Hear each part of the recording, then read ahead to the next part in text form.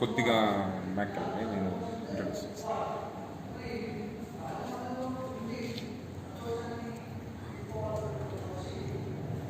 Hi, good morning students. Today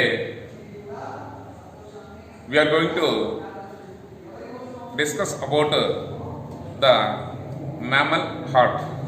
Actually, this is the internal structure of our internal parts. Actually, we completed the first chapter, human digestive system. So this is the location of our abdominal cavity. This is called as a chest cavity. Actually, in the chest cavity we have two vital organs. Those are called as lungs. Our human respiratory organs like lungs, and in between the lungs we have a vital organ like heart. So our heart is located in the chest cavity between the two lungs, just slightly towards to left lung. So left lung is smaller than the right lung. It is clear. Next, while coming to the abdominal cavity, this is called as a human digestive system like large intestine, and we are having n number of lobes like small intestine. So this is the first and second chapter. Now we are going to explain about the mammal heart. So actually this is the ventral view of mammal heart. While coming to this back side, this is called as the dorsal view. So while we are collecting the mammal heart, I mean that goat or sheep heart, and while we are placing on the tray, dissection tray, for this we have to require the dissection box, which is essential to the science students. So the dissection box, obviously they are having the skull wall. It's an arrow-like structure which can use to that the mammal heart is protected by the, actually our human heart is, our mammal heart is protected by two membranes are called as pericardial membrane. Peri means around the cardium. Cardium means heart. Actually the study of heart is called as a cardiology. The specialist in heart is called as cardiologist. So while coming to the heart, all our internal organs, for example, while coming to the lungs are protected by pleural membrane and pleural fluid between the two membranes. Like that, our heart is protected by the pericardial membrane, which is the fluid present in that these pericardial two membranes are called as pericardial fluid, which can give us protection from the mechanical shocks or absorbs. So we can protected by the some injuries are like mechanical shocks by this pericardial fluid. Next, coming to this lab activity.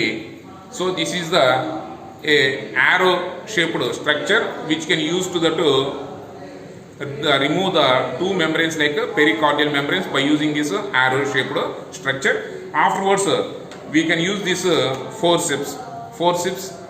This is the structure of forceps.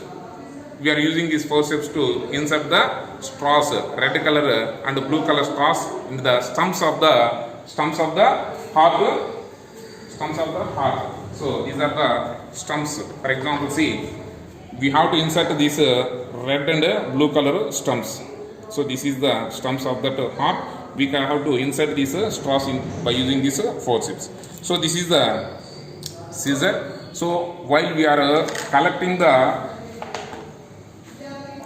we have to collect the mammal heart, the two membranes with the forceps, and we have to open that human heart, that means mammal heart, and we have to open up, and we use that small nails. By using these nails, and we have to open this one, and we have to use this hammer to fix on the dissection tray. Then we have to observe that the internal structure of the heart. So while coming to the lab activity, now we are going to answer some sort of questions which are based on this lab activity. So the first and foremost question is, for example, see, how many layers are covering the heart? Obviously the two layers, that is called as a pericardial layers. Next, now remove the layers covering the heart and observe that one. So what is the shape of the heart? Till now we discuss about that the heart is nearly pear shaped structure, and it is triangular in the outer appearance. Coming to that, it is triangular in the outer appearance, but anterior is broader and posterior is the narrower. Next, coming to which end of the heart is broader and which end of the is narrow. So anterior part is broader and posterior part is narrow. Next, the blood vessels. See, these are the blood vessels like blue and red color blood vessels which are attached to the walls of the heart.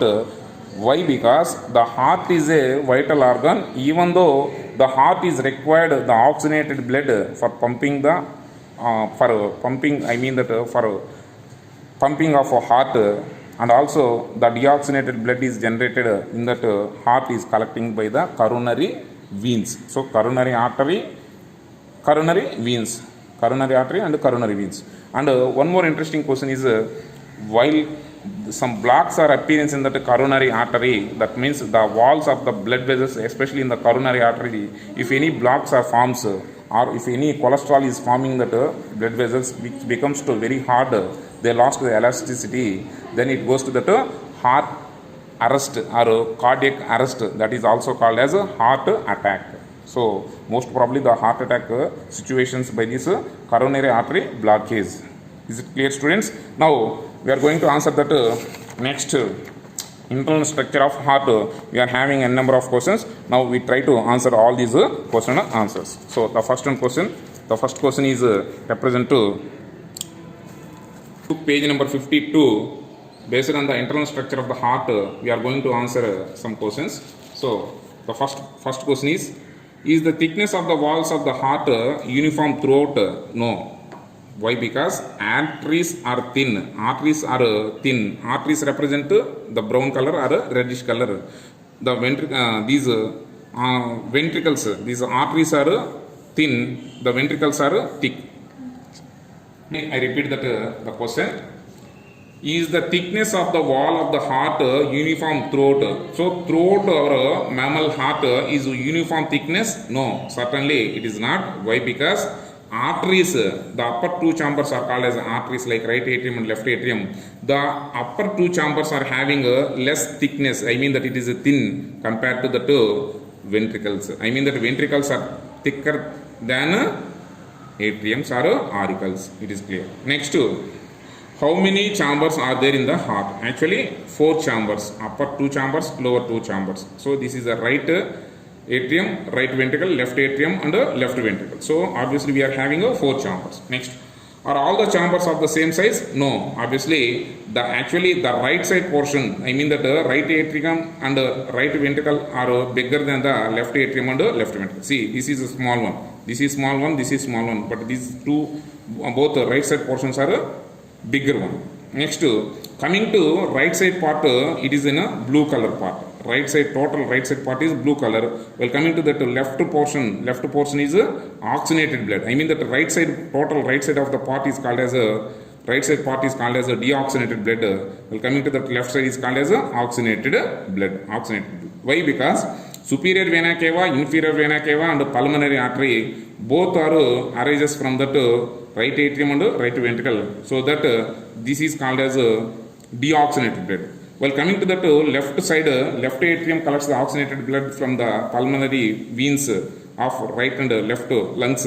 So that this is oxygenated blood. The oxygenated blood goes to that left ventricle. So obviously the left side part contains the oxygenated blood. Coming to that right side portion is deoxygenated blood. Next, what other differences could you observe between the chambers? What are the other differences? Means we are having 4. Are all the chambers are of the same size? No. The right side is bigger than the left side. Okay, that is the difference. What the other differences could you observe between the chambers? Means left auricle and the left ventricle smaller than the right auricle to right ventricle. That is the observation. Next, do you find any specific observation between the 2 chambers? And are all the chambers are connected to each other? Yes. Auricles are connected to ventricles. Both the auricles, right atrium and left atrium are auricles. Both the auricles are connected to ventricles by the walls. Next, how are they connected to each other and how are they separated? Actually, auricles are connected to ventricles by the tricuspid and bicuspid wall, and they are separated by the septa. So septa means it's a long groove-like structure with longitudinal and horizontal, which makes the separation of the mammal heart into 4 chambers. So this is the information. Next, coming to the questions they are asking from the textbook page number 53 based on the internal structure of the heart. How many blood vessels are attached to the heart? Actually 5. One is aorta, pulmonary artery, pulmonary vein, superior vena cava and inferior vena cava. Of course, we are having additionally coronary blood vessels like coronary artery and coronary veins. Next, are all the blood vessels are rigid? No, actually arteries are rigid. Why? Because they are having a elastic fiber-like structures which can tolerate the high pressure. Why? Because the arteries are originated from the heart. Arteries, for example, see arteries like this is called as a pulmonary artery. So arteries are originated from the heart, but veins are comes from all the body parts towards the heart. So that the heart is having the muscular heart is having the muscular structure which is having a continuous relaxation and contraction and relaxation, so that the high amount of blood with the high pressure, the blood is jumping to the arteries, so that they have to tolerate such pressure. They are having the elastic fiber like coating. Next, so are all the blood vessels are rigid? No, arteries are rigid blood vessels and compared to veins. Veins are the less rigid blood vessels. Next, how many of them are rigid? Aorta and pulmonary artery are called as rigid. Do you think that the stiffness or rigidity of blood vessel is something to do with circulation? Yes. The rigidity of the blood vessel gives the stiffness of the arteries.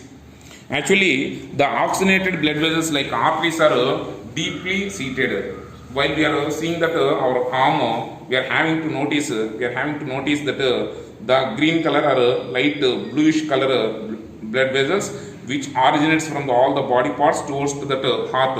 These deoxygenated carrying blood vessels are called as veins. These are located in the just surface nearby the skin.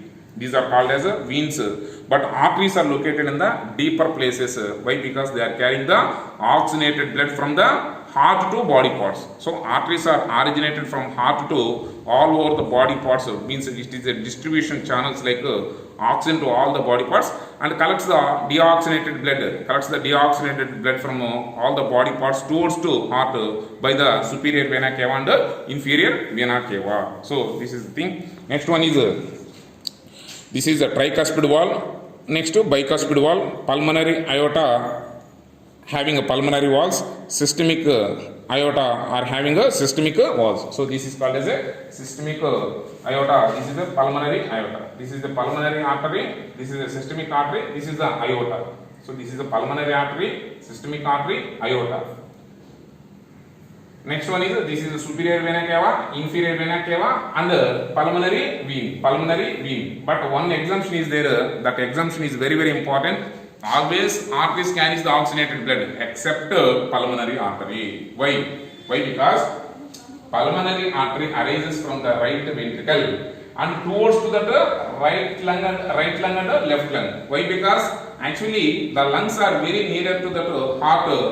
The lungs are having a high amount of glucose in each and every alveoli, which is closely surrounded by the blood vessels. Already we explained in the gases exchange in alveoli to blood capillaries, vice versa means blood capillaries to alveoli, like diffusion of oxygen and carbon dioxide.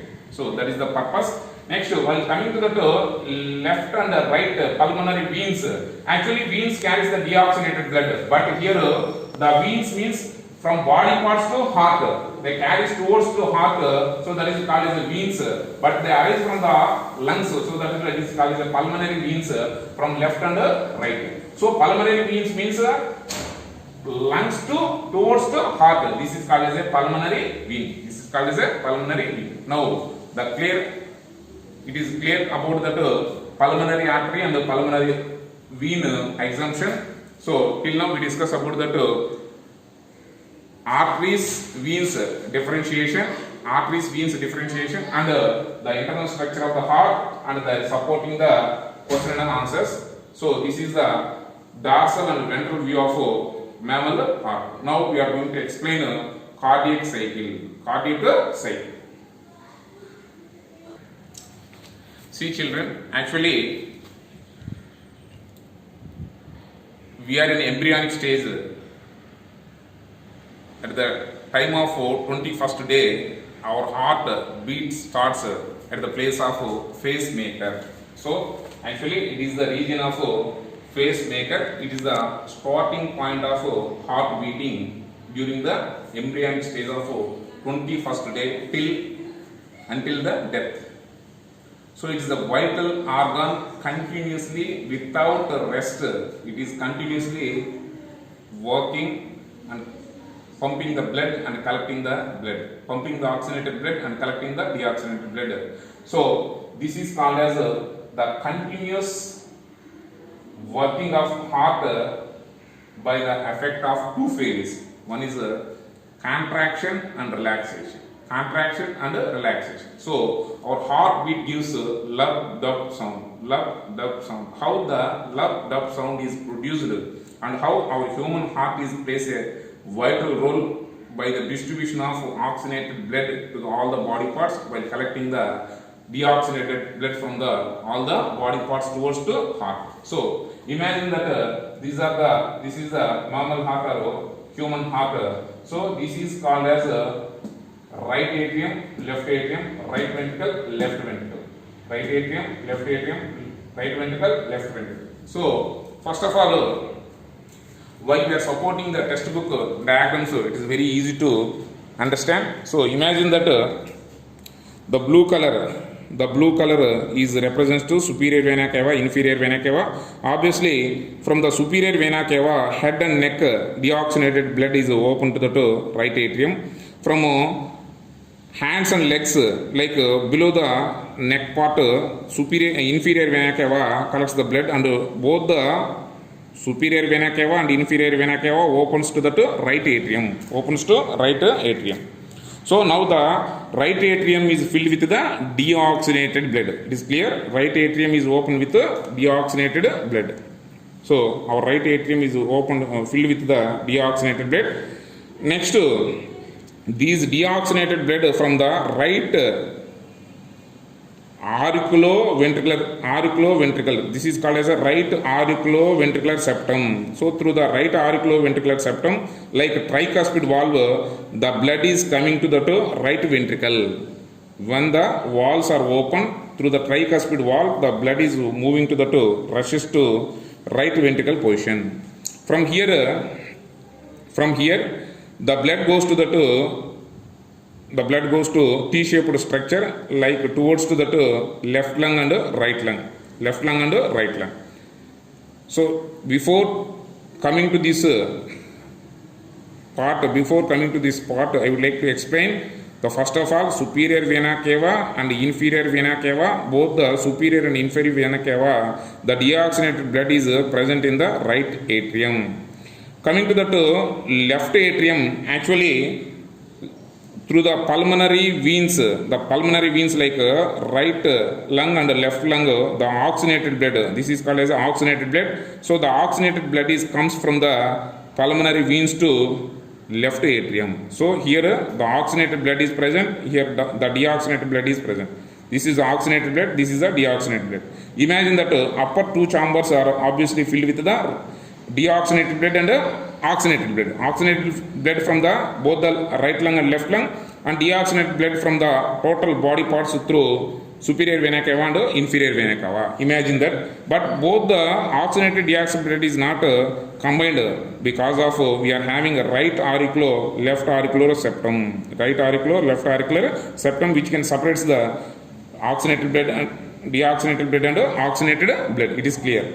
Now, while coming to the upper two chambers are coming to contraction position. So while coming to the upper two chambers are contraction, obviously the blood try to pushes down with the help of these valves like tricuspid valve and bicuspid valve or mitral valve. So oxygenated blood is coming from the left atrium to left ventricle.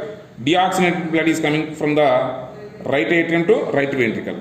Now auricles are becomes to relaxed position.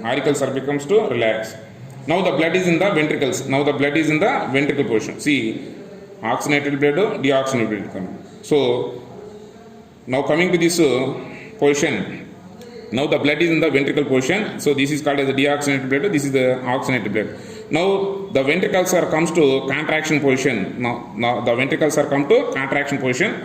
Immediately the blood tried to go to the upper two chambers, but there the tricuspid valve and bicuspid valve forcefully closed. Then we can listen the sound lub. Lub is a loud sound which is the forcefully closing of the bicuspid and tricuspid valve when the blood is trying to coming back to the upper two chambers. So then the upper two chambers are closed. We can listen that lub sound. Is it clear, students? Then automatically when the upper two chambers are closed, the blood is coming to the the blood comes to the respectively pulmonary artery which leads to the right ventricle to left lung and right lung. Next from left ventricle to aorta. But when the ventricles are comes to relaxed position, the two ventricles are comes to relaxed position, the blood is coming back. That time the pulmonary valve and the systemic valves, the pulmonary valves and the systemic valve close the valves, then we can see or listen the sound, dull sound called as a dub sound. So the upper two chambers, I mean that auricles like right auricle and left auricle, tricuspid valve, bicuspid valve closing sound is called as a lub, is a loud sound. Next aortic valves, that means a pulmonary artery and a systemic artery, these valves closing sound is called as a dull sound, that is called as a dub sound. Now the blood goes to the respectively goes to the aorta to all the body parts, and pulmonary artery to lungs for collecting the oxygenated blood. So the blood goes to the right lung and left lung, obviously collecting the oxygenated blood, but that purpose the blood rushes to goes to through the T-shaped structure, that is called as a pulmonary artery. This is called as a aorta, which supplies the oxygenated blood to the head portion, neck portion, and down this is called as a systemic artery, which supplies the oxygenated blood to all over the body parts. So here one contraction and one relaxation. One contraction and one relaxation is called as a heartbeat. But technically it is called as a one systole and one diastole. One systole means both the atrium's contraction is called as a systole, and both the ventricles relaxation is called as a diastole. So one systole and one diastole, or one contraction and one relaxation of both the atria and ventricles.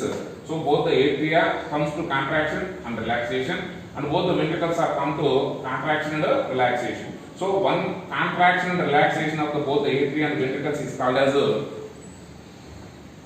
heartbeat. Heartbeat. This is called as a cardiac cycle. So till now we discuss about the cardiac cycle. One time I will explain with the blackboard diagram. So superior vena cava from the neck and head.